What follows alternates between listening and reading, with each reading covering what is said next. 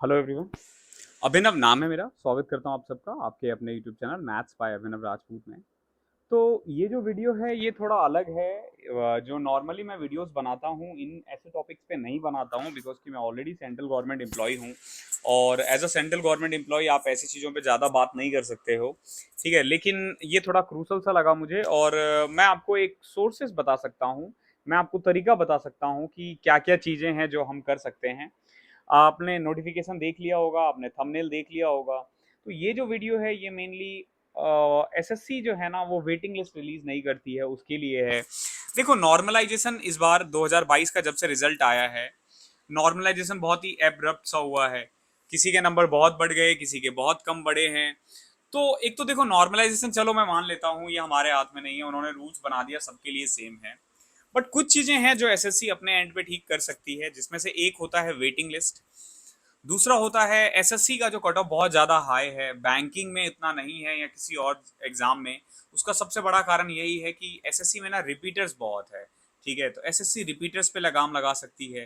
Repeaters में कैसे लगा सकती है कि आपको ना ग्रेड पे डाउन करने का ऑप्शन नहीं होना चाहिए। लोग क्या करते हैं कि ग्रेड पे को डाउन कर देते हैं। मैंने खुद एग्जाम्स दिए हैं 3 या 4 बार, लेकिन कभी भी ना मैंने ग्रेड पे डाउन नहीं किया है। मैं हमेशा बेटर जॉब के लिए गया, ना कि मैं मुझे होम स्टेट बहुत ज़्यादा प्रेफरेंस था नहीं, इसीलिए मैंने रिस्क भी लिया था डब्ल्यू के लिए। हालांकि मैं उन लोगों को गलत भी नहीं कह रहा हूँ जो घर के लिए भागते हैं और पहले 4600 लेके फिर वो दोबारा 4600 लेके फिर वो दोबारा 2400 लेते हैं, 2800 लेते हैं। दिक्कत ये है कि अभी जैसे देखो पीए ऐसे है, टीए है, बहुत लोगों ने ले लिया, वो ज्वाइन भी नहीं करेंगे। अब अगर वो ज्वाइन नहीं करते हैं ना तो वो सीट खराब हो जाता है। वो सीट खराब होता है एटलीस्ट फॉर 3 to 4 ईयर, वो सीट पे होल्ड लग जाता है। 3 साल तक, उसकी 3 से 4 साल मान लो, और सब होने में 5 साल लग जाता है उसको दोबारा फिल होने में। तो गवर्नमेंट का भी नुकसान है कि आप बार बार एग्जाम्स ले रहे हो। तो ऐसा कुछ रूल्स उन्हें बनाना चाहिए। कुछ जॉब जो 4600 ग्रेड पे के जॉब है या 4800 ग्रेड पे का जॉब है, कि अगर आप ये ऑप्ट करते हो तो आप ग्रेड पे फिर आप सेकेंड टाइम आप डाउन नहीं कर सकते। फिर जो नंबर ऑफ अटेम्प्ट है उसको भी कम किया जा सकता है। नंबर ऑफ अटेम्प्ट जैसे क्या है, 6 6 है, 8 8 है। SC ST हो या ओबीसी हो या जनरल हो, बहुत है, अनलिमिटेड है, तो उसको कम कर देना चाहिए। तो इसका दो कारण होता है अगर इतने ज़्यादा लिमिट उसके अटेम्प्ट के कारण, कि लोग 6 6 साल तक एसएससी देते हैं, तब उनकी उम्र 28 30 हो जाती है, और 28 30 में ना फिर प्राइवेट वाले भी पूछते नहीं है, फिर आपको 12 15 हज़ार की नौकरी से स्टार्ट करना पड़ता है। तो इन चीज़ों पे काम किया जा सकता है। तो आप लोग ऐसी चीज़ों को ना ग्रीवियंसेस वगैरह डाल सकते हो, एसएससी के पोर्टल पे डाल सकते हो, सीपी ग्राम पे डाल सकते हो, पीएमओ को लिख सकते हो। ये एक कारण है जिसके कारण बहुत लोग अभी भी बेरोजगार घूम रहे हैं।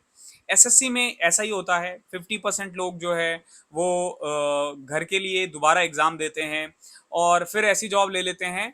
क्योंकि अब ऐसा नॉर्मलाइजेशन होगा, ऐसा कट ऑफ होगा, तो किसकी गलती है बताओ? जो फॉर्म भर रहे हैं या जो एग्जाम दे रहे हैं ना, उनकी भी गलती नहीं है, कोई गलती नहीं है उनकी। यकीन मानो, उनके नंबर आए थे 320 के करीब, उनको लग गया होगा कि भैया अब मुझे एक्साइज मिल जाएगा, अब मुझे सीएसएस मिल जाएगा दिल्ली में, लेकिन नॉर्मलाइजेशन ऐसा हुआ, किसी को मिला किसी को नहीं मिला और सीट खराब हो गई। तो इस चीज पे काम किया जा सकता है और इस चीज के लिए आप एसएससी को लिख सकते हो। और मैं बोलूँ चाहूंगा कि जितने भी स्टूडेंट कम्युनिटी है वो करे। और देखो, मैं नहीं लिखूंगा, मैं बहुत ही ऑनेस्टली बता रहा हूँ। मुझसे आप पढ़ाई से रिलेटेड सारी चीज़ें एक्सपेक्ट कर सकते हो, मैं आपको फ्री में सब कुछ प्रोवाइड कर दूंगा। ठीक है, लेकिन देखो मेरी खुद की जॉब है। मैं ये सब चीज़ें जो प्रोवाइड कर रहा हूँ ये मैं इसलिए प्रोवाइड कर पाता हूँ जस्ट बिकॉज की मेरी जॉब है। ओके, और मेरे लिए जॉब बहुत ज़्यादा इंपॉर्टेंट है। मेरा ये इनकम सोर्स नहीं है, ये बस मेरा हॉबी है, एज अ हॉबी पढ़ाता हूँ मैं। तो मैं राइट नहीं करूंगा, मैं आपको सोर्सेज दे सकता हूँ कि इस तरीके से आप कर सकते हो, और ये बहुत ही सही तरीका है। इसमें आप कोई रूल ब्रेक नहीं कर रहे हो, कोई कुछ नहीं कर रहे हो, आप सिंपल रिक्वेस्ट कर रहे हो एसएससी से, पीएमओ को लिख रहे हो, आप होम मिनिस्ट्री या जो डीओपीटी वगैरह है उनको लिख सकते हो। इन चीज़ों पे काम हो सकता है। तो वेटिंग लिस्ट के लिए तो हम लोग थोड़ा बहुत डिमांड कर सकते हैं, क्योंकि बाकी जॉब में भी होता है तो इस जॉब में भी होना चाहिए, यूपीएससी में भी होता है, इसमें भी होना चाहिए।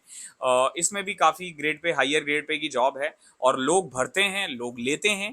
तो मैं यही बोलूंगा कि आप लोग ग्रीवियंसेस डालो। ग्रीवियंसेस कैसे डालना है आप यूट्यूब पे सर्च करना, बहुत सारे वीडियोस मिल जाएंगे, मुझे उसके लिए अलग से वीडियो बनाने की जरूरत नहीं है, आपको मिल जाएंगे। ठीक है, आप डाल देना। आरटीआई वगैरह मत डालना, आरटीआई से कोई फायदा नहीं है, आपको ग्रीवियंसेस डालना है। सीपी ग्राम पे डाल सकते हो, आप पीएमओ को लिख सकते हो।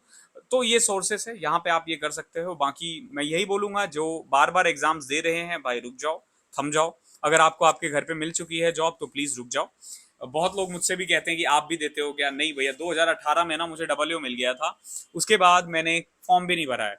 2019 का फॉर्म भरा था बिकॉज कि वो रिजल्ट से पहले ही आ गया था, 2018 से पहले ही आ गया था।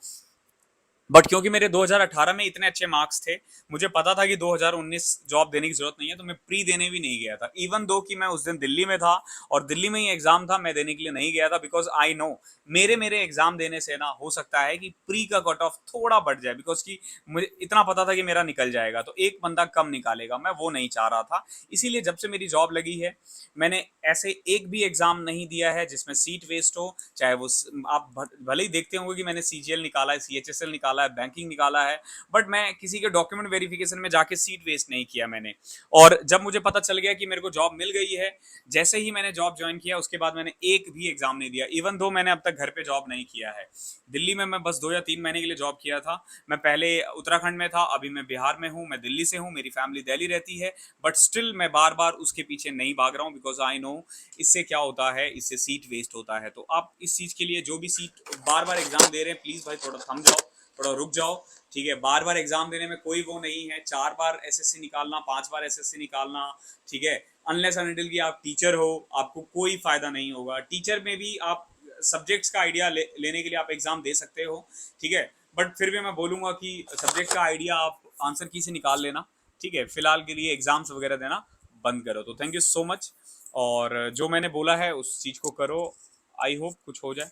और मैं बाकी टीचरों से भी रिक्वेस्ट कर रहा हूँ कि आप भी थोड़ा आगे आओ और इस चीज़ पे बोलो। बस लिखो, लिखना है आपको और कुछ नहीं करना है।